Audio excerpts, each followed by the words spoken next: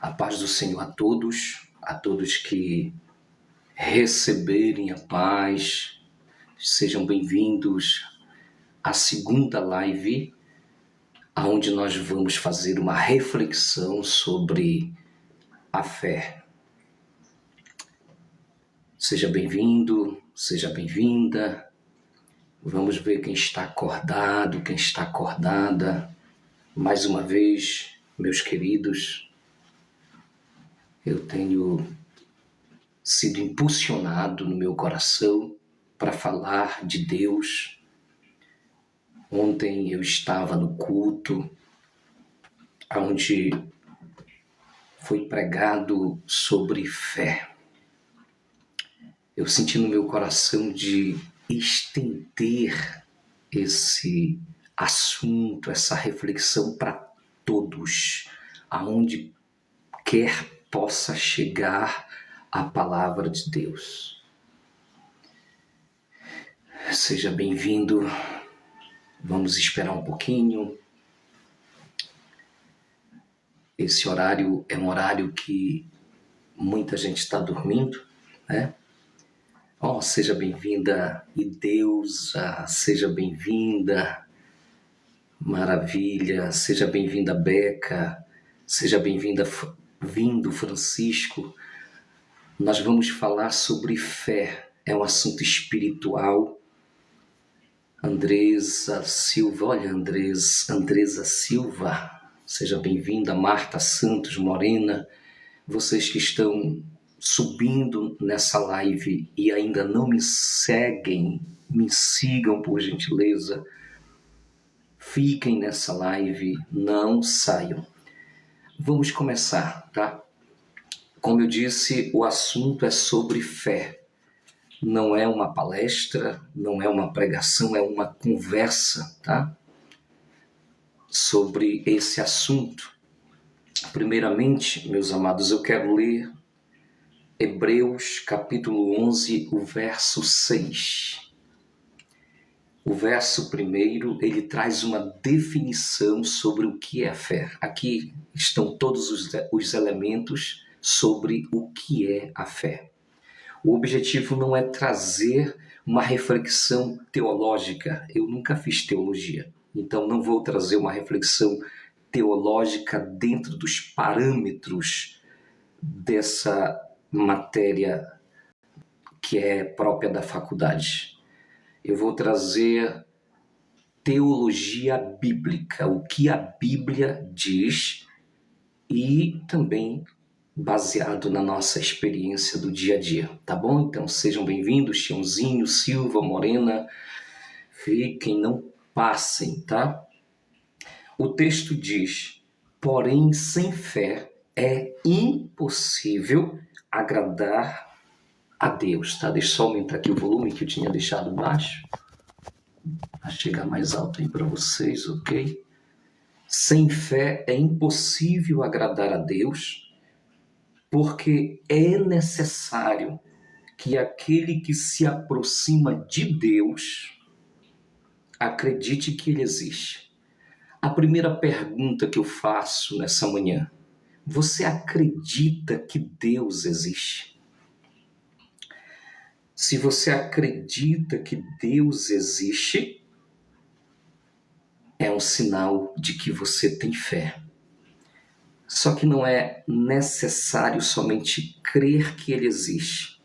A Bíblia diz que sem fé é impossível agradar a Deus. Você precisa ter fé para crer que Ele existe e que Ele é galardoador, que Ele está no controle de tudo, que Ele é onipotente. O atributo da onipotência diz que Deus ele tem todo o poder e o controle sobre todas as coisas. O atributo da onisciência significa que Deus ele conhece todas as coisas, inclusive a profundeza do homem. Deus conhece e esquadrinha os nossos pensamentos. Nada se esconde diante da face de Deus. Incentive as pessoas a crer em Deus. Seja bem-vindo, Silvana Lima. Seja bem-vinda, Francisca. Sigam-me, tá? Amados, eu quero trazer aqui 3 tipos de fé para a gente entender e você conseguir definir qual é a sua fé, qual é a profundidade dela. Um jovem entrou em contato comigo e ele, lendo aquela história da mulher que procura Jesus, né, uma mulher gentia que procura Jesus, para que ele pudesse intervir em favor, né, de um dos seus familiares. E Jesus respondendo que não é certo tirar o pão dos cachorrinhos, né? Aliás, dos seus, e jogar para os cachorrinhos, né? Ela disse que ela seria capaz de comer as migalhas que caíam embaixo da mesa. E ele encontrou tanta fé nessa mulher, que ele operou o milagre. A mesma coisa o centurião, quando ele se aproxima de Jesus, ele diz: Senhor, cure o meu filho. Era filho dele, né? Era filho dele, né?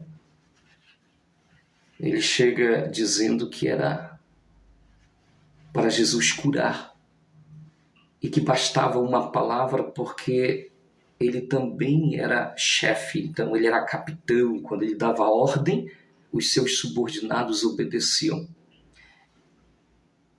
Jesus encontrou tanta fé. Eu não sou digno de que entre na minha casa, diz só uma palavra, Senhor.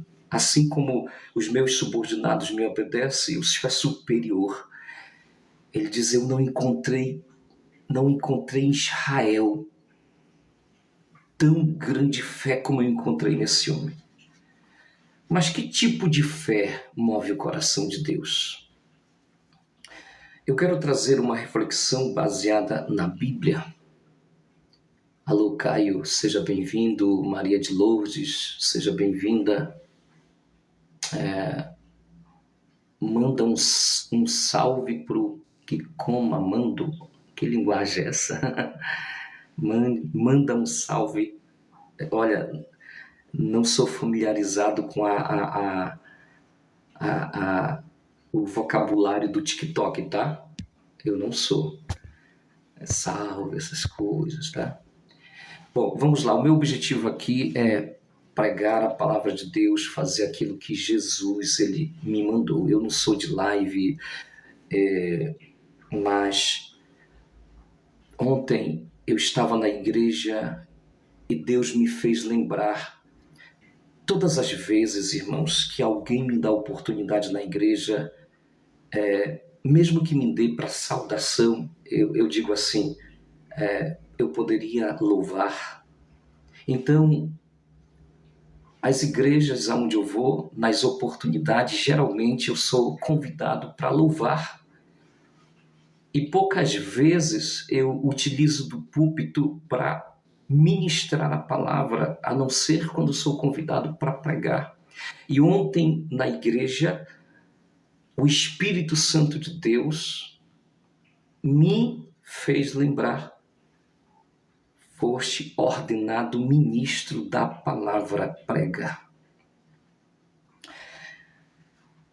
É a nossa responsabilidade.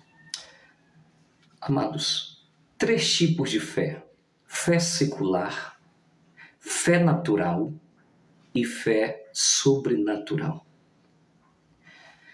A fé secular, meus amados, ela é a fé ou a confiança que uma pessoa ela tem em algo ou em alguém fora do religioso. Ou seja, essa fé ela não está dentro do contexto religioso. Por exemplo, a fé que um avião ele vai decolar e pegar voo é uma fé secular. A fé no remédio que você vai comprar na farmácia e que vai curar aquele tipo de enfermidade. Eu tenho fé que eu vou comprar esse remédio que o médico prescreveu e o meu filho, a minha filha vai ser curado, curada. A fé na ciência é uma fé secular. Enfim, tudo que você puder englobar sobre fé secular, ou seja, naquilo que é do século, é uma definição de fé, onde você tem confiança em algo, em um objeto, ou em alguém, né, que esteja fora do contexto religioso. Não necessariamente você precisa aceitar a Bíblia como a palavra de Deus, não necessariamente você precisa aceitar a Cristo como seu único, como seu Senhor e suficiente Salvador. Você não precisa. Você só precisa viver e acreditar em algo ou alguém. Está conseguindo entender? Né? Fora disso, né, alguém que tem fé só secular não acredita, não tem fé sobrenatural, né? Ela pode até acreditar, né, como os gnósticos. Os gnósticos, eles não acreditam em Deus, no Deus revelado. Eles não acreditam no Deus criador dos céus e da terra, o Deus dos cristãos. Eles acreditam em uma força cósmica que domina o mundo, organiza o mundo, né? Tem autoridade sobre o mundo, mas sem definição. Essa força cósmica ela é espalhada pelo universo. E ela é acionada, essa energia ela é acionada pela tua mentalidade. É captada, espalhada no universo. Mas não há existência de um Deus soberano, agnosticismo. Os góticos não acreditam, né, nisso, os agnósticos, aliás, não acreditam, né, que Deus Pai, né, é Criador, Deus Filho é Salvador e Deus Espírito Santo, né, é o Consolador. Não acreditam. Essa fé secular está espalhada por aí, né? Os ateus, né, ou os céticos manifestam esse tipo de fé. Os céticos, né, são aqueles que acreditam só na experiência comprovada, nada mais. O outro tipo de fé, meus amados, é a fé natural. Mas antes de passar para esse tipo de fé natural, eu quero citar 3 coisas da fé secular. Primeiro, que ela é racional. Segundo, ela é baseada na experiência e essa experiência tem que ser comprovada. Por exemplo,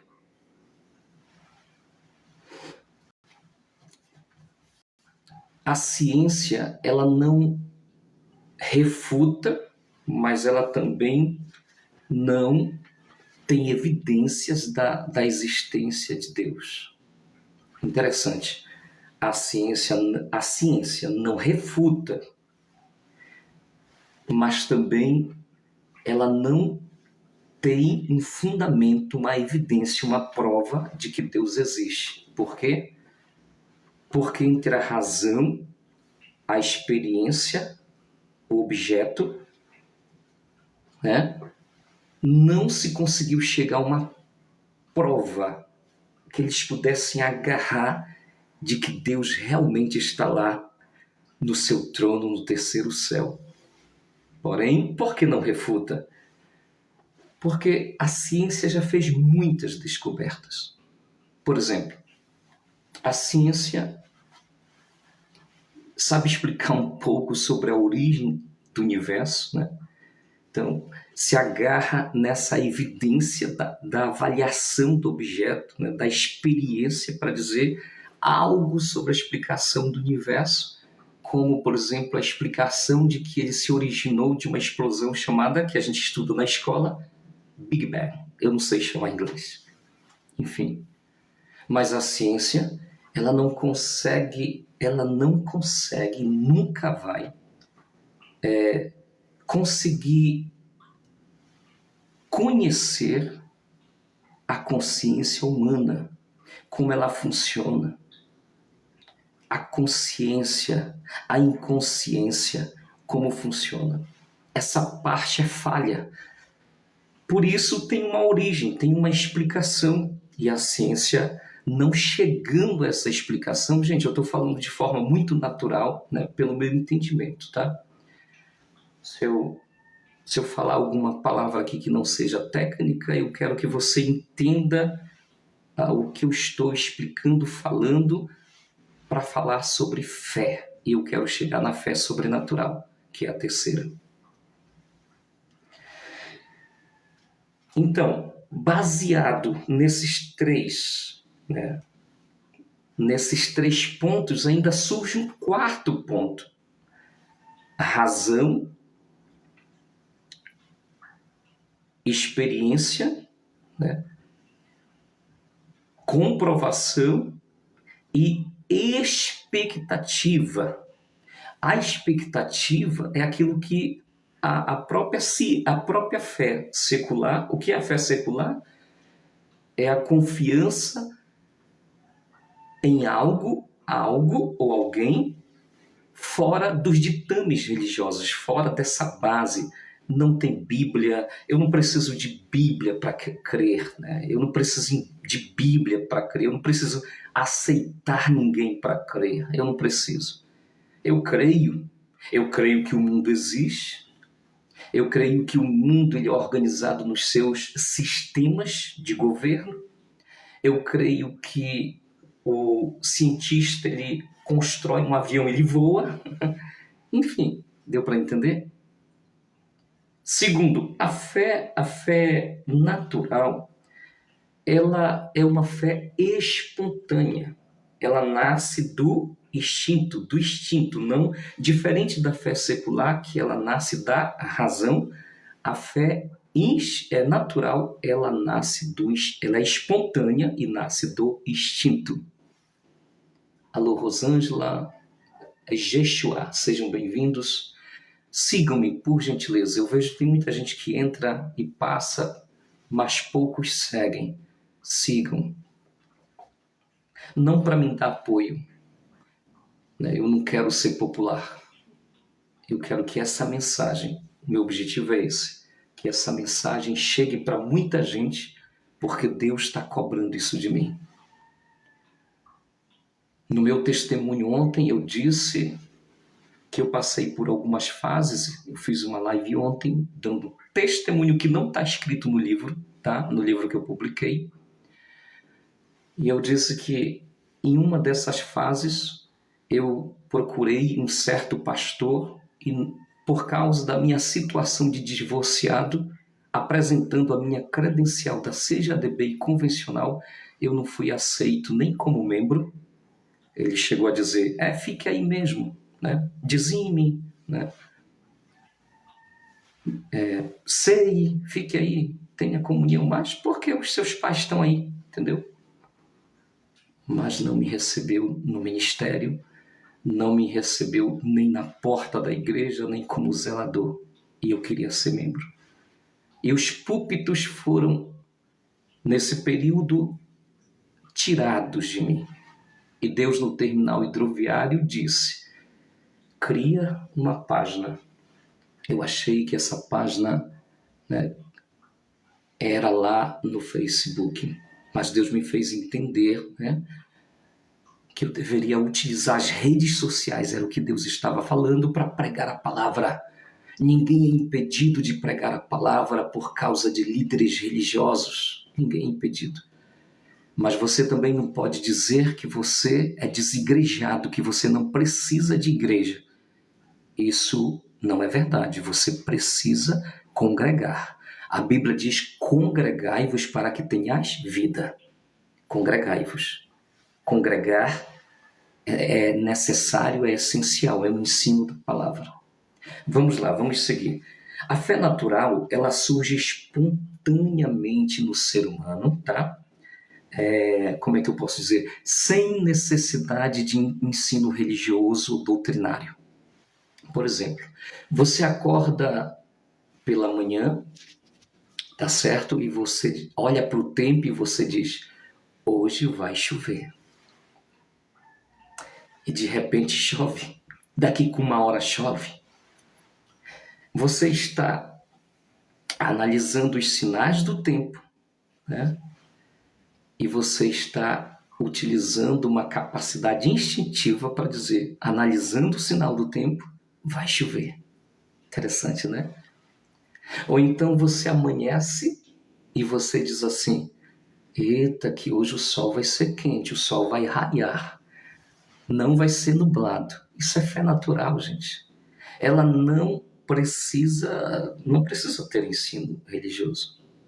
Quantas vezes a minha mãe, ela chegou a dizer para mim assim: para onde tu vai? E eu disse: mãe, eu vou só dar uma saída e já volto. Nós filhos sempre fomos acostumados a dizer: pai, mãe, nós estamos indo em tal lugar, a gente não demora, tá hora a gente está aqui. Tudo bem, meu filho. A minha mãe e meu pai sempre demonstraram muita confiança em nós filhos, e ela dizia assim: olha, melhor não ir para ali. Quando a mamãe falava assim, o instinto dela, a mamãe nessa época ela era servir às trevas, ela era macumbeira, tá? E das primeiras. Se caísse uma colher no chão, de boca para cima, ela dizia assim, né? Vai chegar uma mulher em casa e é fulana. Não dava outra. Não era revelação do alto. Tá? Aqui nem tampouco era só instinto, tá entendendo? Mas tinha aqui influências. Ok? Mas o que eu quero dizer sobre a fé natural é que essa fé, né, ela é instintiva, ela também é experimental, porque você acordou, você olhou para o tempo e você viu que estava nublado, e qual foi o seu entendimento? Vai chover. Tá entendendo? Ou seja, ela também busca resultados. A fé natural, ela busca resultados. Eu acredito que o sol vai nascer e o sol nasce, resultados. Eu acredito que vai chover e a chuva desce, resultados. Eu quero que você observe isso, que nós já estamos chegando lá. A fé secular, diferente da fé natural, ela busca mais expectativa, né, do que resultado. Agora, eu não estou falando aqui, por exemplo, de um tipo de fé secular que é a fé científica, a fé na ciência. A fé na ciência, ela busca resultados, mas baseado naquilo que é racional, a partir da análise, né, do objeto, melhor dizendo. Então, para saber se alguma coisa é verdadeiro, tem que ter a razão, o objeto e a prova, o resultado. É assim que funciona basicamente a ciência. A fé natural, ela busca, né, o resultado também, mas a partir de uma experiência que surgiu do instinto. Dá para entender? Quando eu disse fé secular, eu englobei tudo. Eu poderia aqui destrinchar vários tipos de fé secular. A ciência é uma, tá? A filosofia é outra, a matemática é outra. Mas não só voltada à ciência, né, do ensino, da matéria, não. É para tudo, para tudo. Para o avião que voa, para a bicicleta que você vai subir, se tiver equilíbrio, vai andar. Isso é fé. Tá bom? Vamos continuar? E agora eu vou chegar onde é para chegar. Abra sua Bíblia, leia Hebreus, o capítulo 11, o verso 1. A palavra de Deus diz, meus amados, ora, a fé é a substância. Ei, às vezes a gente lê a palavra e a gente não para assim para imaginar, pensar, refletir. Deus nos deu essa capacidade, olha, rapaz, eu parei em cima desse texto, ele está intrigante. Aqueles que estudam teologia, às vezes se enrolam na própria teologia porque aprendem métodos na faculdade. Por exemplo, a aplicação da exegese, da hermenêutica.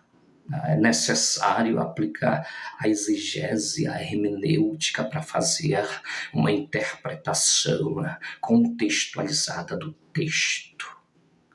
Às vezes, meus amados, não dá para aplicar. E eu vou te dizer por quê. Por causa de aplicar a exegese e a hermenêutica, por exemplo, em relação ao ladrão na cruz, né, onde Jesus ele diz assim: hoje mesmo estarás comigo no paraíso. Essa expressão hoje mesmo, na aplicação da exegese, da hermenêutica pelos teólogos, pode ter duas interpretações para surgir duas igrejas. Sabia disso? Por exemplo, será que Jesus ele disse hoje mesmo? Ou será que ele disse hoje, vírgula, estarás comigo no paraíso? Como é que eu interpreto?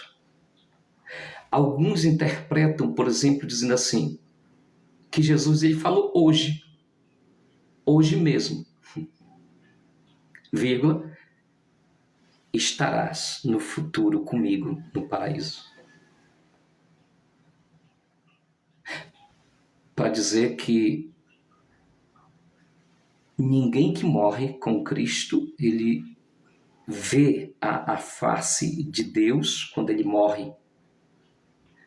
Morreu, eu estou ou não estou com Cristo no paraíso? Eu vejo ou não vejo a face de Cristo no paraíso? Outros já pegam esse texto, aplicando a mesma exegese, para dizer que Jesus só falou hoje. Hoje, no sentido de agora. Outros pegam para aplicar a exegese, a hermenêutica, a interpretação, melhor dizendo, do texto, no contexto, para dizer que Jesus disse hoje mesmo. Ou seja, quando nós fecharmos os olhos, tu vai acordar comigo no paraíso. Deu para entender? Aí, baseado nisso, surgem doutrinas, surgem igrejas que aplicam a palavra de uma forma diferente, e aí você precisa ler a palavra, gente, e pedir ao Espírito Santo. Eu não recordo o texto, mas tem um texto na Bíblia que diz que nós não precisamos que ninguém nos ensine, porque o Espírito Santo ele nos ensina.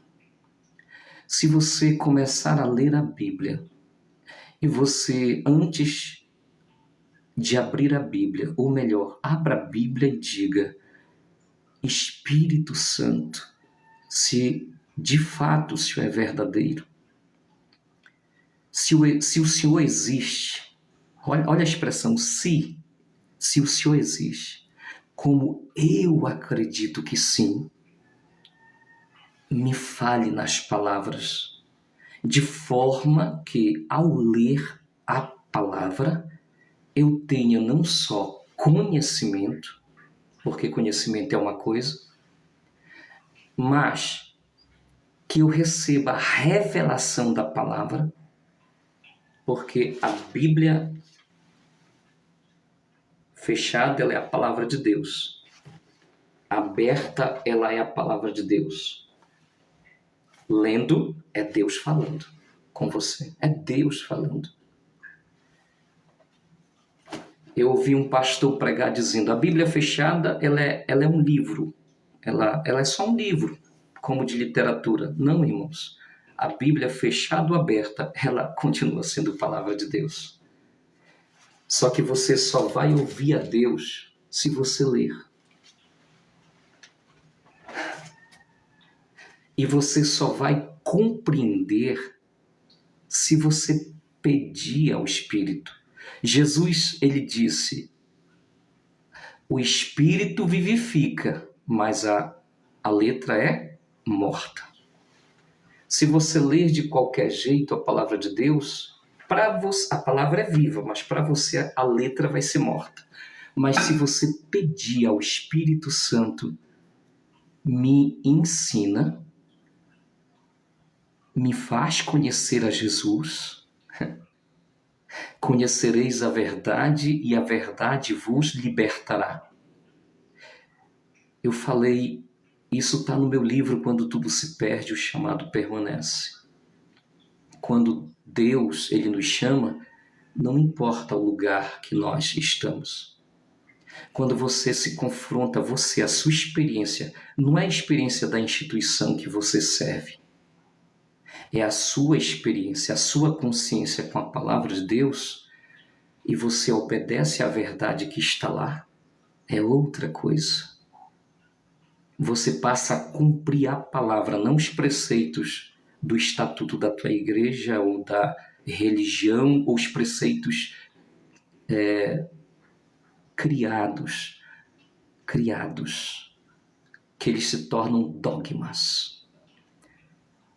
A ponto de você precisar de um livro extra, fora da palavra, para crer em profecias. Será que você precisa mesmo? Eu não vou citar aqui nenhum livro, tá? Chega a dar uma agonia para falar, mas eu não vou citar. Aí você estuda aquele livro, aquela doutrina estabelecida lá, mas você pouco lê a palavra. Eu posso citar a minha experiência. Porque quando as pessoas elas perguntam assim: por que o senhor trocou de religião? Eu digo, não é sobre religião, é sobre revelação. Você não entendeu? Como assim? Lê o meu livro. Ainda digo assim, lê o meu livro, que Deus me deu a oportunidade de escrever e que está publicado na Wiclap. É só ler. Todos os capítulos ali não traz dogma, não traz doutrinas. Unicamente é uma autobiografia, meu testemunho de vida, aonde eu falo de como o Espírito Santo se revelou para mim. Não tem nada a ver com religião. Como assim não tem nada a ver com religião? O senhor era católico, quase foi padre? Sim, verdade. E não descarto tudo o que eu aprendi. Não. Eu não comecei do zero quando eu recebia Jesus. Aí eu vou explicar isso. Mas o senhor não tinha recebido? Vou explicar, isso é tema para outro assunto. Mas eu vou citar para você entender. Eu não descarto, mas eu já ultrapassei essa mentalidade, porque a revelação de Deus na minha vida me ensinou. Que mentalidade, pastor? A mentalidade de placas, de instituições, de sistemas. Já ultrapassei. Mas, pastor, o senhor está dizendo que o senhor pode ser crente sem a Assembleia de Deus, sem a Adventista, sem a Católica? Não, eu estou dizendo que eu ultrapassei o entendimento sobre revelação. Você precisa se congregar. Eu falei anteriormente, precisa de uma igreja. Quem diz que não precisa de igreja, de pastor, não está no contexto da Bíblia. Não está. Vamos seguir? Gente, onde que eu estava em fé? Eu estava em fé.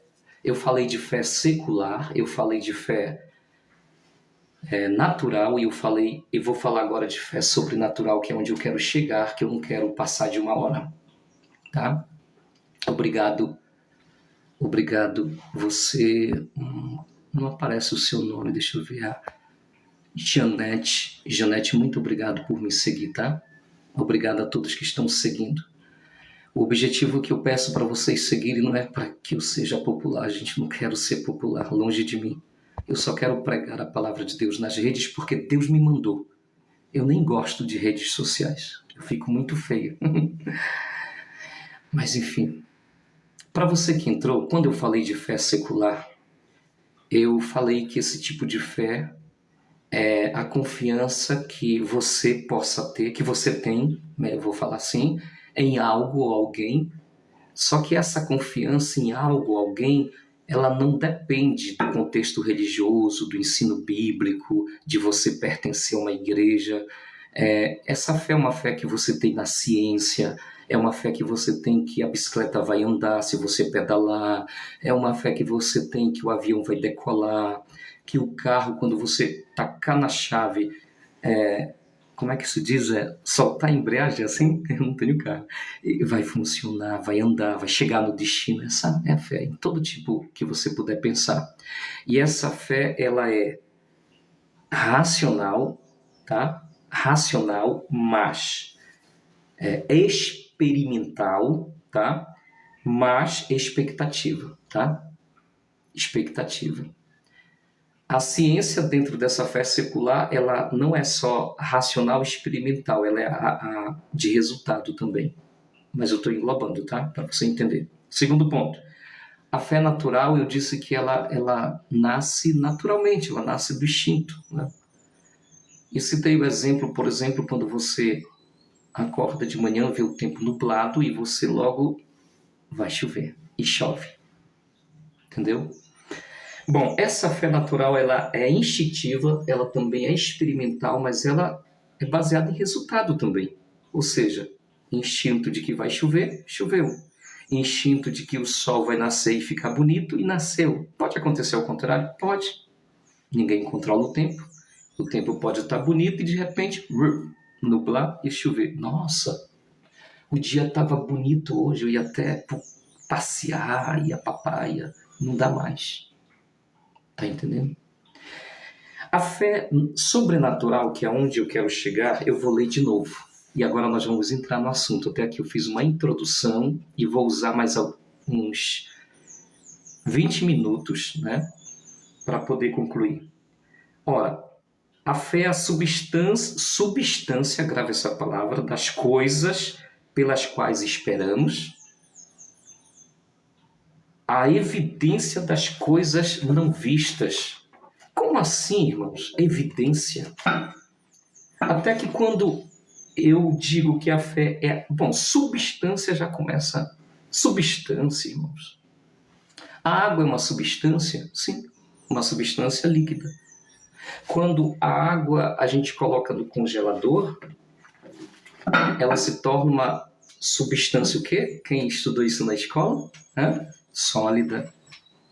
Se você pegar o gelo e colocar numa vasilha e colocar no fogão, numa vasilha e colocar, acender o fogão, ela vai, né, evaporar, ela vai se tornar líquido, e se você deixar lá, ela vai evaporar e vai se tornar fumaça. Então ela se torna também uma substância que é gasosa. E você pode pensar outros exemplos. Como assim substância? Você não pode pegar... Calma aí. Só estou fazendo você pensar. E o texto diz que ela é uma evidência, ela é uma prova. Meus amados, vocês sabiam que a arqueologia, a antropologia, enfim, a ciência, ela traz várias evidências, várias. Depois você pesquisa, várias evidências de que o Jesus histórico existiu. Várias evidências, provas. Por que eu quero citar isso? Os céticos, eles não conseguem refutar, os céticos, né? Ou os ateus, aqueles que não aceitam que a Bíblia é a palavra de Deus, eles não conseguem refutar a existência do Jesus histórico pelas evidências que são muitas. As evidências da Bíblia são muitas, irmãos. Inclusive, há uma evidência no túmulo de Tiago que está escrito assim: Tiago, irmão de Jesus. Não tem como essas evidências serem, como é que eu posso dizer a palavra, montadas, fraudadas por alguém. Não tem. Então, isso já é um fato que tanto arqueólogos, a ciência como um todo, comprova várias coisas. Só que os céticos, eles contrapõem, porque eles querem a prova. Eles, tá bom, tem aqui essa inscrição de que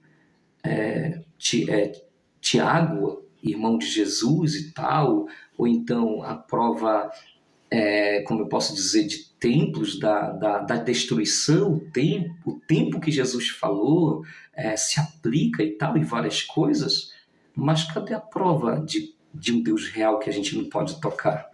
Então, por causa de algumas contradições, né, que eles acham que é contradições, que eu vou citar algumas para vocês, a fé é questionada. Por exemplo, deixa eu ver se eu lembro aqui. Se você for, por exemplo, comparar em Mateus, Marcos, Lucas e João, se você for comparar, por exemplo, o fato da ressurreição, preste atenção, vou citar em relação a quem visitou o túmulo pela primeira vez. Em livro de Mateus, por exemplo, deixa eu ver se eu lembro, a Bíblia diz que uma mulher visitou Maria Madalena. No livro de Marcos, deixa eu ver se eu lembro, se eu não estiver mencionando os nomes, vá consultar. Maria Madalena, né? Salomé, a outra Maria e a Maria, mãe de Tiago, visitaram o túmulo. Em João, só Maria Madalena também. Em Lucas, né, além de Joana, por exemplo, cita outras mulheres.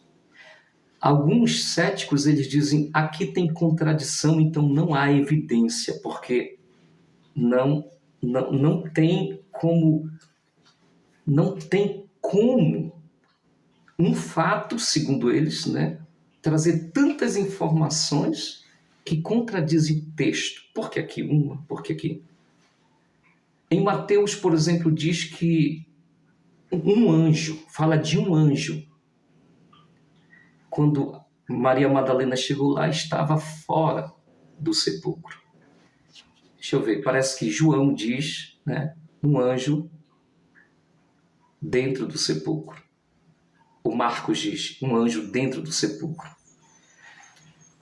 Lucas já vai falar de 2 homens, aliás, João fala 2 anjos. É Marcos que diz um anjo dentro do sepulcro. Lucas é que fala sobre 2 homens resplandecentes. Enfim, se eu não estiver mencionando, porque eu não estou abrindo a Bíblia, mas o que eu quero dizer é que nesses textos sobre o relato da ressurreição, os céticos, eles dizem que a Bíblia não tem segurança para a gente acreditar que é a palavra de Deus. Tem gente, eu vi um vídeo de um irmão, vou chamar de irmão, não vou dizer o nome, mas pesquisa. Eu assisti todo esse vídeo. Sabe o que ele dizia? Ele dizia que ele foi cristão 20 anos e acreditava na Bíblia. Só que depois ele se tornou cético. Ele não é ateu, ele acredita em Deus, em alguma força.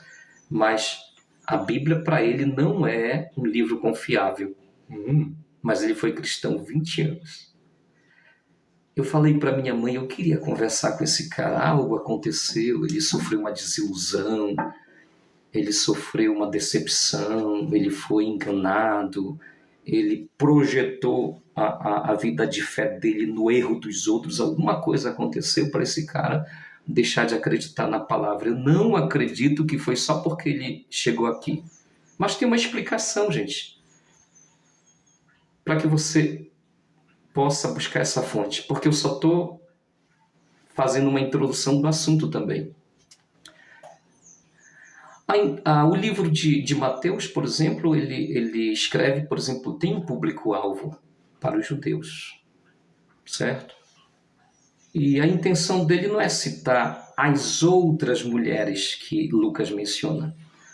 No meu entendimento, não estavam ali só Maria Madalena, nem só Salomé, nem a Maria, mãe de Tiago, não estava só, já citei Joana, não estava.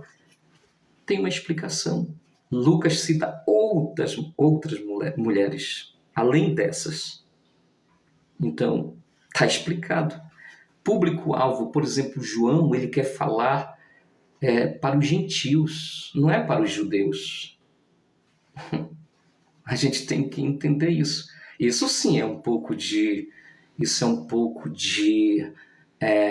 entendimento teológico, baseado também na cultura da época e no estilo literário.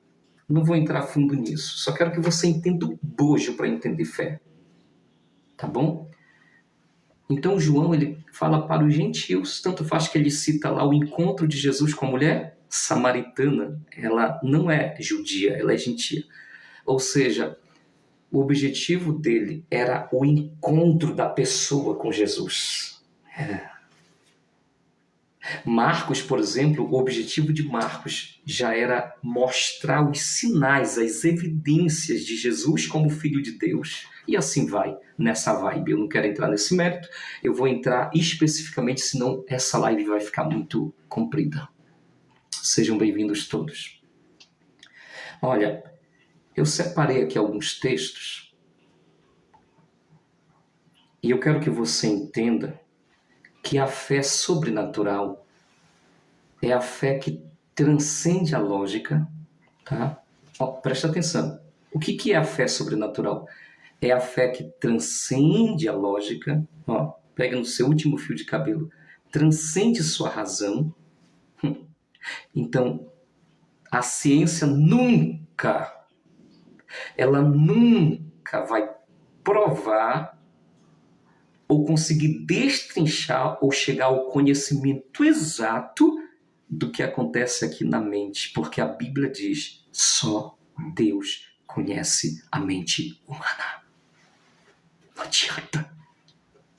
A ciência nunca, ela reconhece que tudo que existe tem que se originar de alguma coisa. Então, para achar uma explicação para a existência do mundo, a ciência, até nas escolas a gente aprende que ela nasceu de uma grande explosão. Hoje já há conceitos diferentes, já há embates diferentes. No entanto, como é que a ciência ela vai comprovar a existência de um Deus que está no terceiro céu, que é inatingível? A Bíblia ela diz, né? Paulo, ele fala na sua Paulo, ele fala na sua experiência, acredito que em 1 Coríntios ou 2 Coríntios 12, eu não sou muito de decorar o texto, ele diz assim, eu não sei, eu fui arrebatado ao terceiro céu, eu não sei se no corpo ou fora do corpo. O que ele está dizendo? Eu não sei se eu estava morto ou vivo. Se eu estava no corpo ou fora dele. E eu fui transportado ao paraíso de Deus, lá no terceiro céu, irmãos. O paraíso de Cristo é o reino de Cristo lá no terceiro céu. Muitas vezes, eu cheguei uma vez a perguntar para um irmão, quando eu estava no início da fé, aonde é o paraíso? Ele disse, o paraíso é um lugar intermediário entre o céu e a terra. É um lugar onde a alma dos justos, aqueles que morrem fiéis com Cristo, eles aguardam a volta do Senhor para serem ressuscitados e terem um encontro com o Senhor e ficarem com Ele para sempre. Eu disse, um lugar intermediário? Gente, isso me chamou a atenção muito. Eu fui estudar a palavra. Quando eu vi essa experiência de Paulo, E Paulo lhe disse que o paraíso ele está lá no terceiro céu. E eu fui em Colossenses e Deus falando que destruiria o último inimigo de Jesus, que está lá em Apocalipse, no último capítulo, capítulo 20, lá no juízo do trono branco. E a morte e o inferno foram lançados no lago de fogo. Os que não se encontraram escritos no livro da vida também, né? Não vou entrar nesse mérito, é outro assunto. Mas eu só quero que você entenda que quando a Bíblia diz que Cristo tem um reino ainda, e que quando ele destruir o último inimigo, ele entregará o seu reino ao Pai, que passará a governar sobre tudo ou todos. Eu acredito piamente que quando nós morrermos com Cristo, nós vamos estar no paraíso, sim, mas o paraíso é um lugar bonito no terceiro céu, que ali ainda não ganhamos corpos glorioso, como fala em 1 Coríntios 15, porque ainda não aconteceu a ressurreição, que é o arrebatamento, a primeira ressurreição, o arrebatamento da igreja, lá em Tessalonicenses, 1 capítulo 4, né? Onde os mortos em Cristo ressuscitam primeiro, e nós, os que tivermos vivos para a vinda do Senhor, rapso, seremos arrebatados num fechar e abrir de olhos, num piscar. Nos reuniremos com os que ressuscitaram e passaremos a estar com o Senhor para sempre. Essa é a minha fé, baseada na Bíblia. E eu perguntei para essa pessoa, nossa, quando eu era católico, eu aprendi que entre o céu e o inferno tem um setor chamado purgatório, que significa que aqueles que estão na igreja, cometem um pecadinho, vai ali para a missa, depois para o bar, como eu fazia, eu ia para a missa, depois ia para a festa tocar com meu irmão, que vocês conhecem, quem é do Acará, Bradock dos Teclados, que também hoje aceitou a Jesus, está na Quadrangular, e saía dali. Nossa, minha prioridade era passar o ano na igreja, mas quando eu saía já estava todo para cantar nos bares da saudade e beber umas cervejas e me rebolar. Eu pegava o microfone bem no ouvido de uma gatinha, não fazia coisas erradas, eu nunca gostava dessas coisas, fazer coisas erradas e tal, mas eu amava esse negócio. Então, se eu morresse ali, eu ia para o purgatório.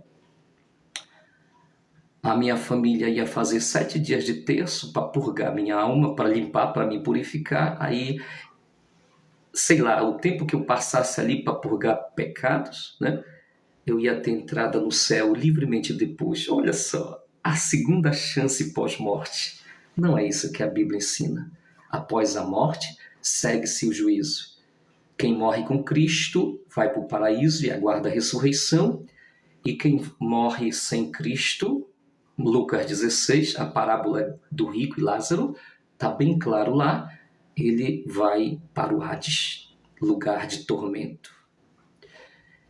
E vocês veem que Apocalipse 21, esse mesmo Hades, inferno, é lançado na Gena, lago de fogo, que Jesus falou.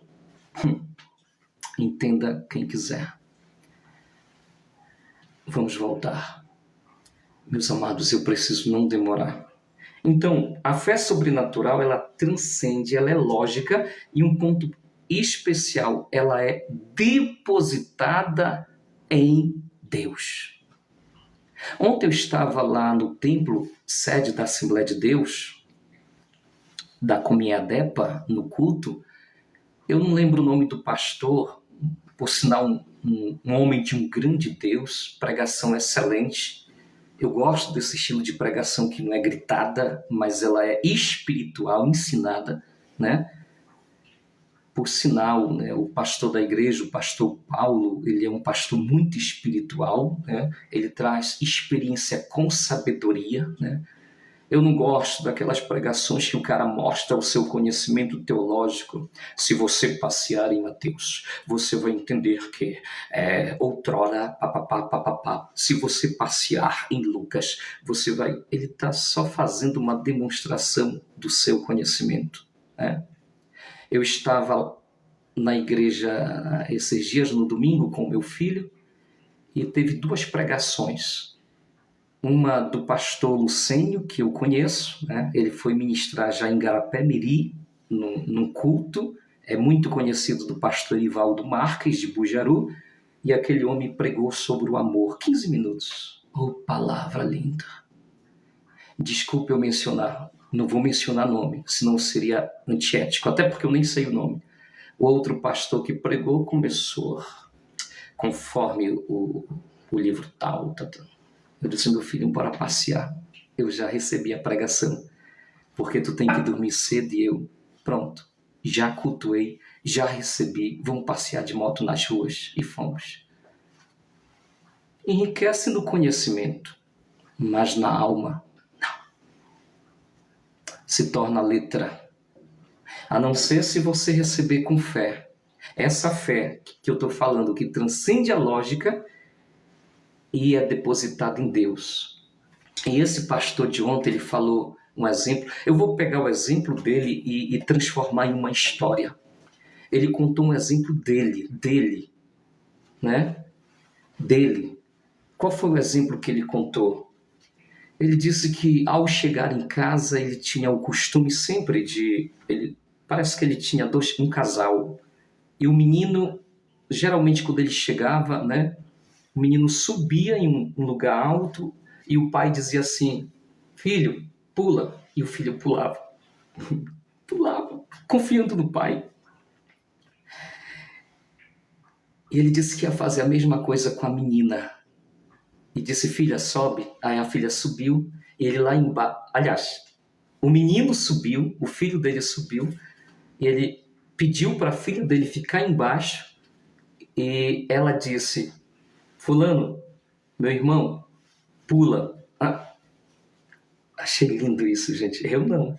Olha a confiança do filho, ela era direta, convicta no pai, não na irmã. Não posso pular. Então aqui nós vamos entrar. Fé, meus irmãos, não é só crer que Deus existe. Se nós formos fazer uma pesquisa, né?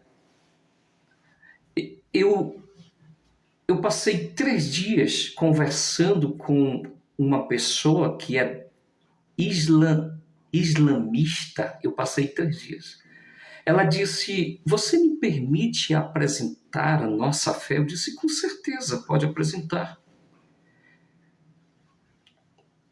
Por islamismo, vocês sabem que Jesus é um profeta, né? Ele não é Deus. Ele é apenas um profeta. Muito respeitado, assim como Abraão, mas não é Deus.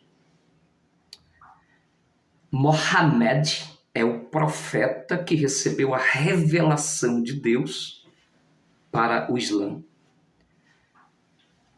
Bom, não vou entrar nesse mérito. Eles acreditam em Deus. Deus Pai. Allah, né? Mas que Deus é esse? A Bíblia diz que aquele, está lá em 1ª carta de João, aquele que nega que Jesus, ele foi enviado de Deus ao mundo em carne, seja anátema, seja anticristo. O próprio Jesus, ele disse, a minha obra é fazer com que todos creiam em ti, que enviastes a mim ao mundo para salvar. Isso é fé. Isso é fé cristológica, isso é fé divina. Esse jovem, ele disse, pastor, lendo esse texto, eu eu fiquei pensando, vamos conversar um pouco? Será que eu estou na fé? Eu disse, vamos lá. E fomos conversando, fomos nessa vibe, conversamos. Ele chegou a definir no final, a minha fé, ela é cristológica, pastor, ela é sobrenatural mesmo. A fé, ela é uma confiança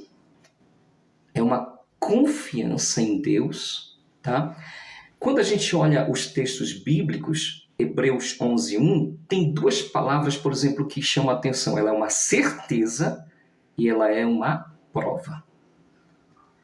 Como assim, pastor, uma prova? Como é que eu vou provar um milagre? Como é que eu vou provar uma intervenção divina? Como é que eu vou provar a existência de Deus que não vejo? Como é que eu vou provar se a Bíblia, eu posso até acreditar que é a palavra de Deus, mas às vezes eu leio, é como se ela fosse muda? Como é que eu vou acreditar se a minha experiência é uma experiência de tribulação, parece que não tem socorro?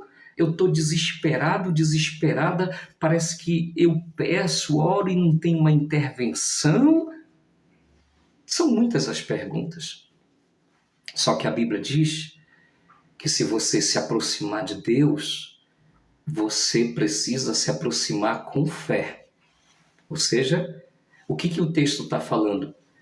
Se você se aproxima de Deus, se você quer acessar a Deus, se você quer a intervenção de Deus, você precisa ter fé. Só que essa fé não é só crer, ou seja, acreditar que ele existe. Porque eu dei o exemplo, né? Se você for fazer uma pesquisa, né? Tem gente que diz, eu acredito em Deus, mas eu só acredito em Deus, não em Jesus. Outras dizem, eu acredito em Deus, mas eu acredito que basta a minha relação com Deus sem precisar de igreja temporal, entendeu? De pastor na terra e tal. Ou seja, a minha vida é de desigrejado. Eu acredito, mas não pratico o que a Bíblia ensina.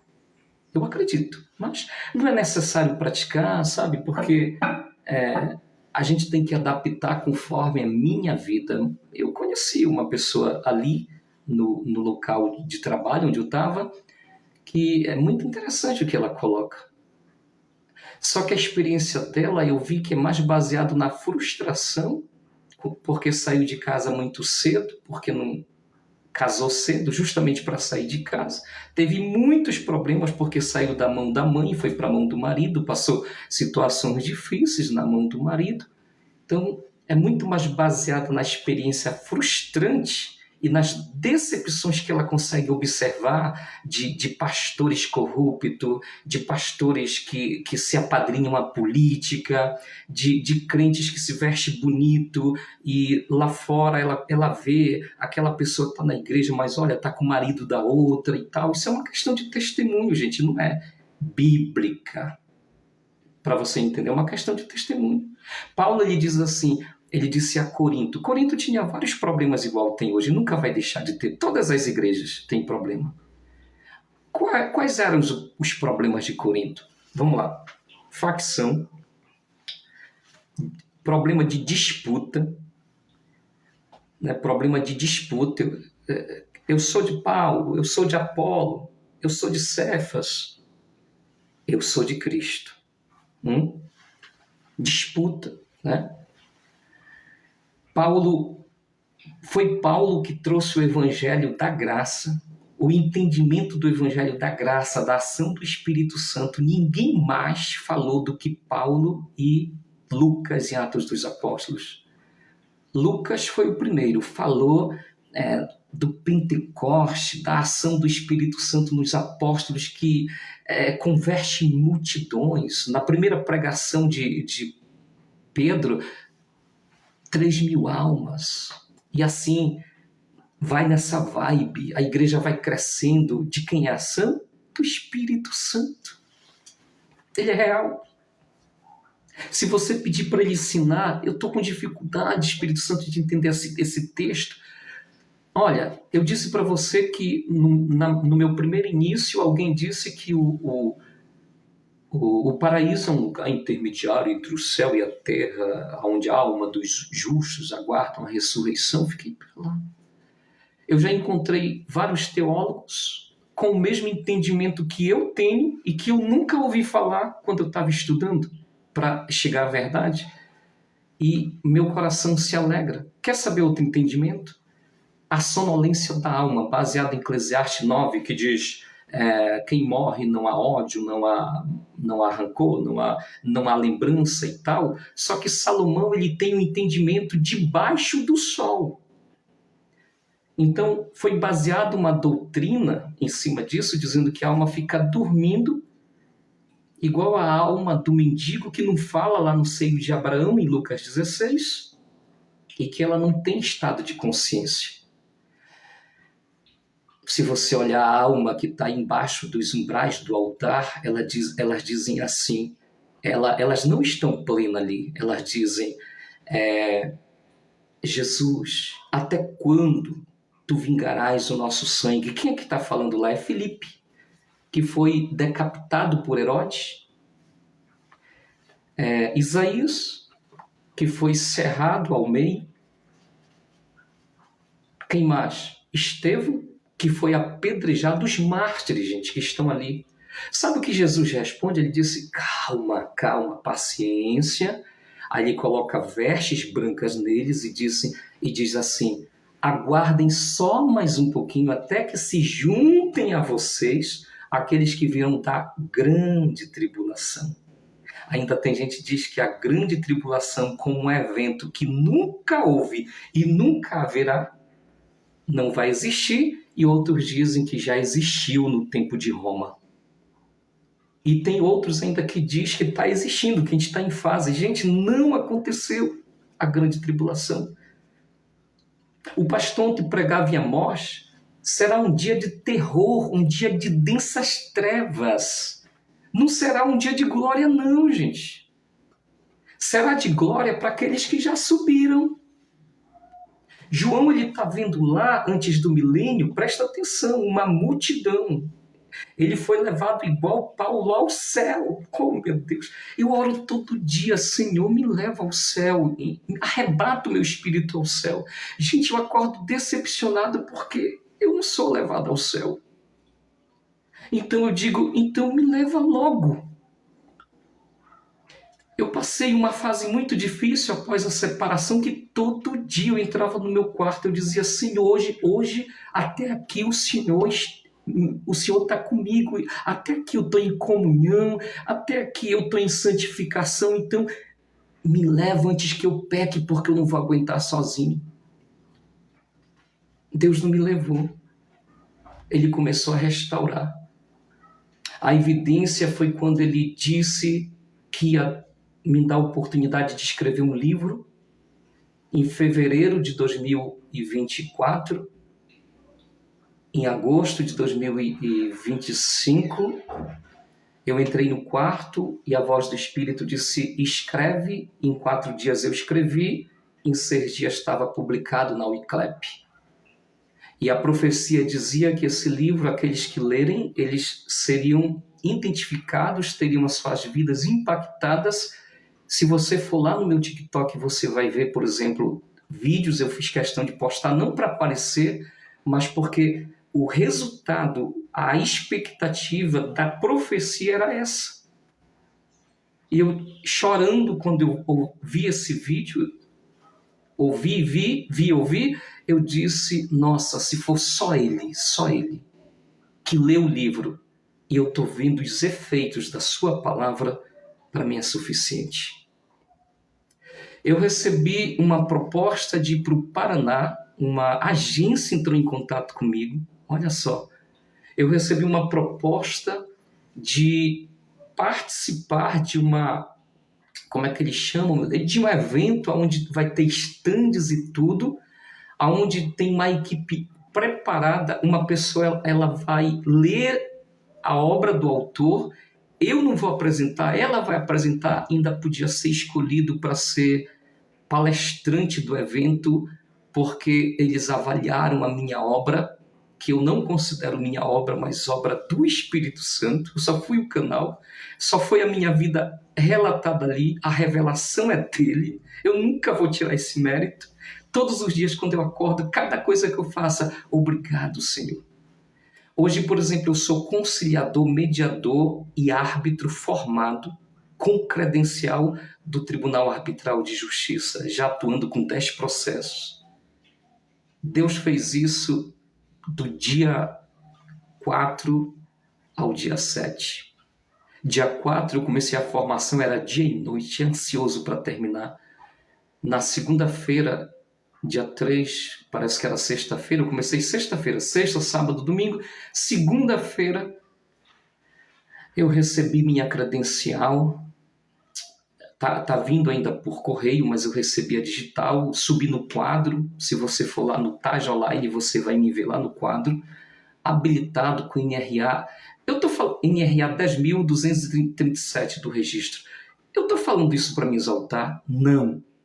Eu estou falando isso porque isso é uma evidência, é isso que eu estou falando. Presta atenção, sobre fé. De que Deus agiu na minha vida. Eu reconheço que a ação foi dele, não tem nenhum mérito meu.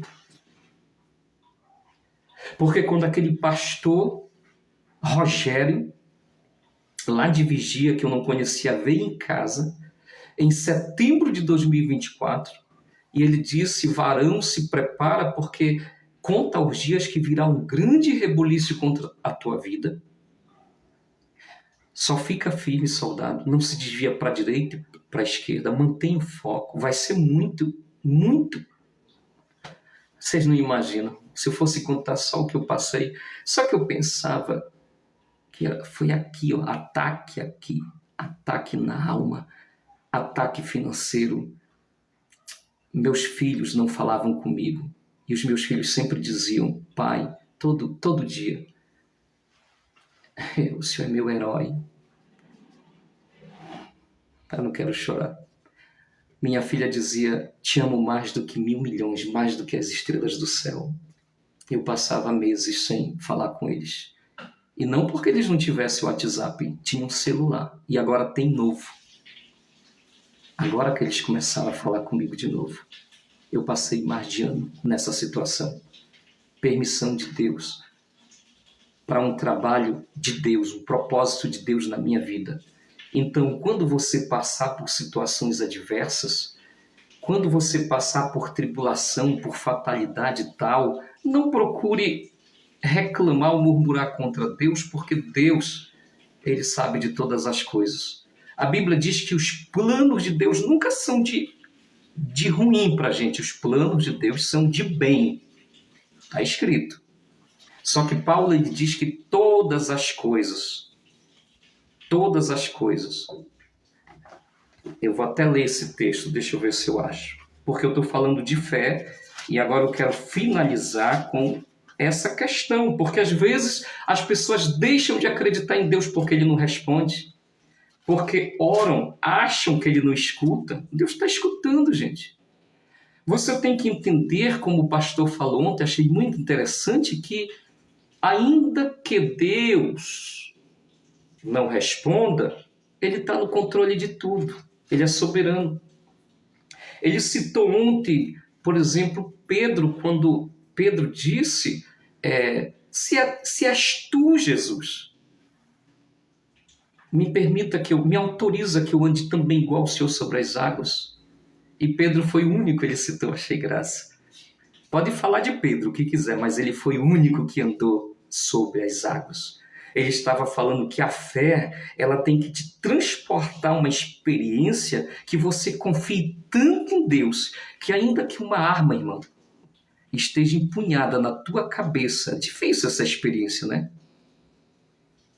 Você precisa acreditar que se for a vontade de Deus que você viva, ela não vai disparar. Isso não é para qualquer um.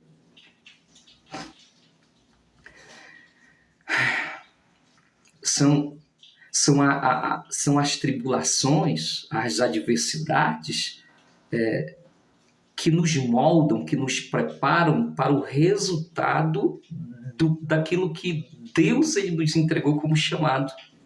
Eu sou prova disso. Se você puder, não por uma questão de ele vai ganhar dinheiro, não. Isso não é meu propósito. Se eu pudesse, eu ia mandar pedir 200 exemplares. Eu ia investir em 200 exemplares só para sair por aí entregando para as pessoas. Para quê?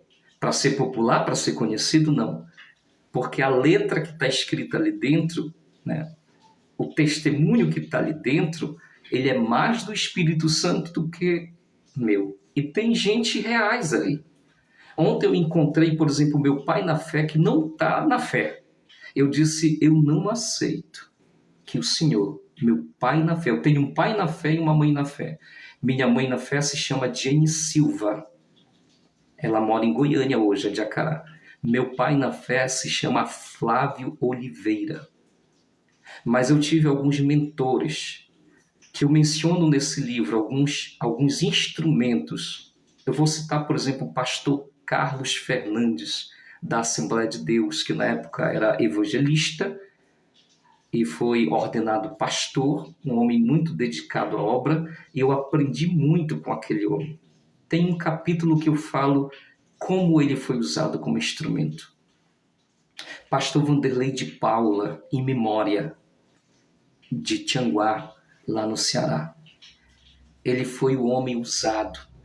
A profecia de 2015 que eu recebi pela boca da mãe Jenny se realizou, pastor Vanderlei de Paula, quando eu fui ordenado pastor convencional pela Confradesse e registrado na CGADB. É por isso que essas credenciais, para mim, eu preservo, né? Mas por causa do título, elas são evidências do que Deus fez na minha vida. Bom, eu não vou prolongar, que já estamos com 1h30. Eu só quero dizer que, gente, a fé, a Bíblia diz em Romanos 10:17 que ela vem pelo ouvir e ouvir pela palavra de Deus. Tem gente que cita assim, a fé ela vem pelo ouvir e ouvir da palavra de Deus. Tem sentido diferente. Através dela. Através da palavra de Deus, imagina uma luz, né? A palavra é uma luz para os nossos caminhos, né? Lâmpada para os nossos pés, diz o Salmo, luz para os nossos caminhos. Imagina essa luz transportando, ultrapassando a tua mentalidade, tua alma, tua mente, teu corpo. É isso que significa através.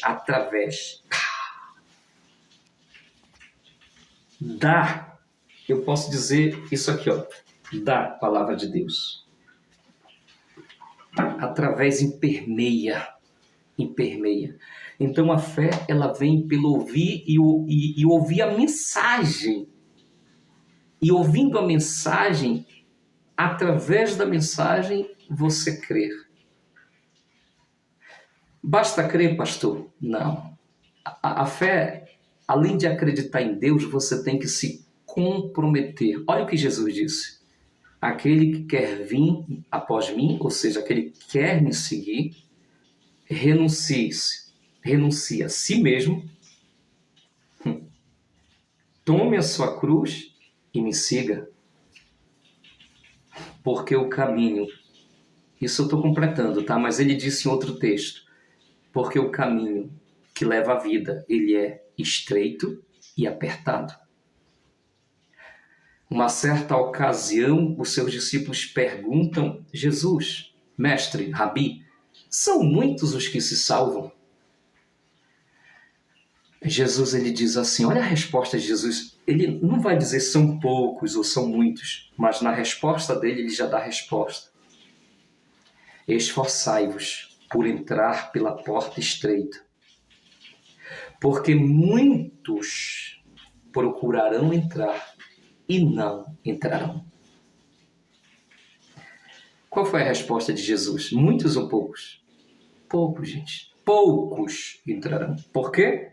Porque poucos querem viver com sinceridade diante de Deus. Haverá surpresa, gente. Haverá surpresa. Nós não temos o direito de julgar. Eu vou finalizar com isso. Dá vontade de falar o dia todo. Mas eu vou finalizar. Em Romanos, quando Paulo ele fala no capítulo 10 acerca do povo de Israel, ele diz assim, deixa eu ver se eu pego esse texto. O meu desejo, ele diz, é que todo Israel se salve. Esse é o meu desejo. Para quem era a promessa? Para Israel. Lá em João, no capítulo 1, o que o próprio João diz? Ele era a luz. E ele veio ao mundo. E a luz veio ao mundo. E o mundo preferiu as trevas do que a luz. Ele veio para os seus, mas os seus o rejeitaram. Quem eram os seus? Judeus. Olha o que o texto diz a seguir. Mas a todos quantos o receberam, ele deu o poder de se tornarem filhos e filhas de Deus. Aqui está uma resposta para você que pergunta, é necessário aceitar Jesus? Eu não costumo usar muito esse texto, porque, está correto, ele pode ser aplicado, mas o mais adequado é você recebe Jesus como o seu Senhor e suficiente Salvador da sua vida. Porque receber é diferente de aceitar, porque a pessoa ela pode dizer, não te aceito, não te aceito. Quando eu quiser te aceitar, eu te procuro, tá? Então, por enquanto, deixa eu ficar na minha cachaça, no meu adultério e tal. Eu conheço uma pessoa e é um amigo muito chegado, meu irmão, meu compadre, que ele passou tanta tribulação na sua vida em um ano, gente. Nossa, em um ano, eu não vou citar nome, nem dizer de onde ele é, mas em um ano ele perdeu pai, mãe, irmã, morreram e a esposa trocou ele por outra mulher. Chegou um ponto que ele disse assim, ele fez uma oração, é um homem muito temente a Deus e usado quando ele está na presença. As palavras de sabedoria são, impactantes. Ele dobrou os joelhos, ele disse a Deus, eu não aguento mais. Para mim, Senhor, é muito mais fácil sofrer o ataque do diabo do que passar pela tribulação que eu passo na tua presença. Eu o reconheço como meu Deus, mas me autoriza a pecar. E saiu para o mundo. Deus é tão bom que deu uma esposa maravilhosa para ele,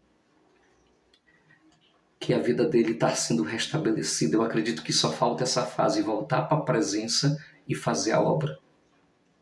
Por que eu estou citando isso? Porque Romanos, no capítulo 8, é o versículo, meus amados, 28, e eu vou finalizar com esse versículo, diz o seguinte: e sabemos que todas as coisas trabalham conjuntamente para o bem daqueles que amam a Deus, daqueles que são chamados de acordo com o seu propósito.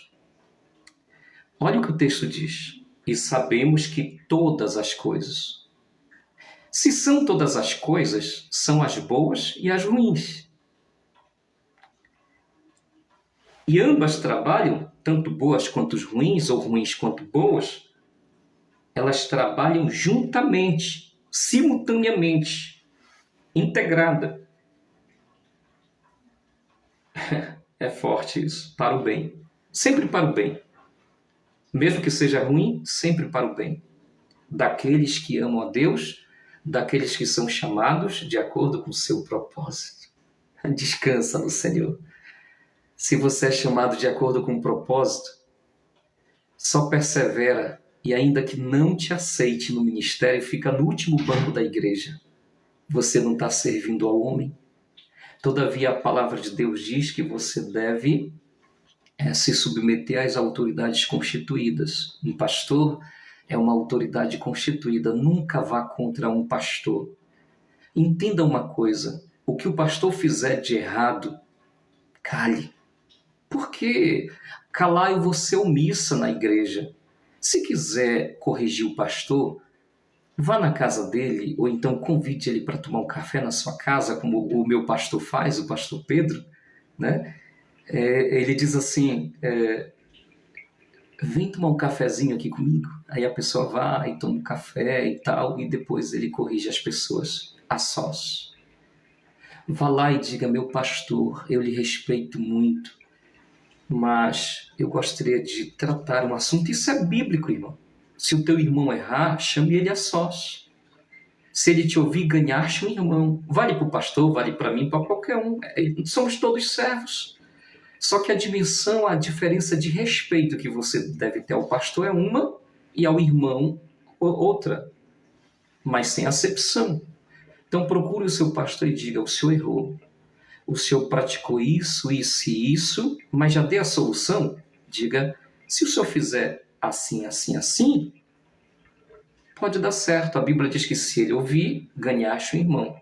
Se o caso foi grave, o que a Bíblia diz? Chame com você mais uma ou duas testemunhas e volte lá. É bíblico. Se ele também te ouvir, ganhaste um irmão. Quer tomar uma medida? Toma pela Bíblia. Chama a igreja. Quem é o responsável do pastor do campo? O pastor presidente responsável do ministério. Se foi o pastor do campo que você quer chamar a atenção que errou, quem é o pastor dele? O pastor convencional. Não os membros da igreja. Se você quer chamar a atenção do pastor convencional, o pastor dele é o presidente da CGADB. Se ele for ligado à CGADB, que é a Convenção Geral das Assembleias de Deus do Brasil. Gente, e se o pastor da CGADB falhar? Quem você vai recorrer? A Deus.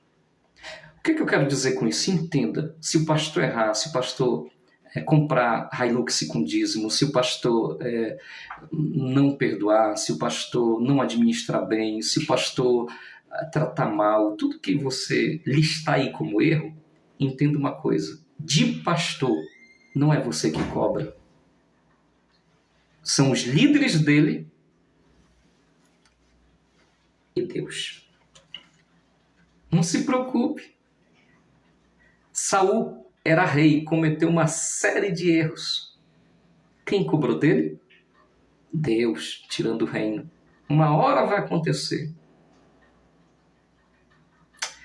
Tantos reis foram destituídos do trono e até mortos, assassinados por permissão de Deus, porque estavam edificando altares para Maloque, para Baal, para os Balins, para Acerote, para... deixando de adorar o Deus verdadeiro. Você acha que Deus não vai agir? Você acha que verdadeiramente aquele obreiro que conscientemente ele está pregando, ele está até atendendo agendas, todo mundo acha que ele é o homem de Deus. Só que nas agendas dele, ele vai para o motel e lá no quarto ele pega umas cervejas, pega umas prostitutas, e aí até às vezes leva uma irmã cantora da igreja com ele. Vou levar aquela cantora comigo e tal, para que o ministério dela cresça. No final acontece que os dois estão, estou dando exemplo, tá? Isso acontece. Estão no mesmo quarto, adultério. Acha que o adúltero não vai ser cobrado? Eu vou finalizar por aqui, tá, gente? Então, fé, meus irmãos, ela nos dá o poder de dar ordens e montes transportarem. Eu não tenho esse poder. Deus tem esse poder. Mas operando a fé, olha o que diz Mateus 17, 20. Com fé, se vocês tivessem fé do tamanho de um grão de mostarda, eu estava pesquisando, nossa, que grão tão pequeno. Só que eu estava pesquisando, existe outro grão mais pequeno que o da mostarda, mas na época o da mostarda era o mais pequeno. Jesus estava dizendo, se vocês tiverem fé pequena, Ai, meu Deus. Vocês darem ordem a esse monte. Ele, meu Deus, essa palavra é forte. Ele seria arrancado daqui, transportado para o mar. Uau, uau. Às vezes eu fico pensando, meu Deus, meu Deus. Você pode dar ordem a uma doença e ela sair do teu filho, se você operar a fé. Você pode dar ordem a demônios e eles serem expelidos do corpo de uma pessoa. Porque demônios possessam, tá, gente? Era antigamente, possessam sim. Olha o exemplo daquela pessoa que vivia nos sepulcros e era muito brabo. Ninguém passava pelo caminho. Jesus vai passar justamente por onde? Por lá. Para provocar? Não. Para realizar o milagre. Para provocar a fé daquele homem. Mas vamos lá. Vou finalizar com esse texto. Efésios 2, 8, 9 fala assim que nós somos salvos pela graça por meio da fé. Sem fé é impossível Deus se agradar. Sem fé não chegamos a Jesus, não acessamos a graça. Fique com essa palavra e muito obrigado pela participação, quem ficou. Eu costumo dizer, ainda que um fique até o final, Deus quer falar com essa pessoa. Eu tenho certeza que Deus falou, não eu, mas Deus. Deus abençoe a todos, obrigado pela participação e eu volto assim que Deus me inculcar, tá? Eu não vou fazer lives assim programadas e tal, não. Se Deus me inculcar como hoje, me acordou pela madrugada, eu faço, senão não faço. Só se Deus me mandar. Bom dia para todos, fiquem na paz.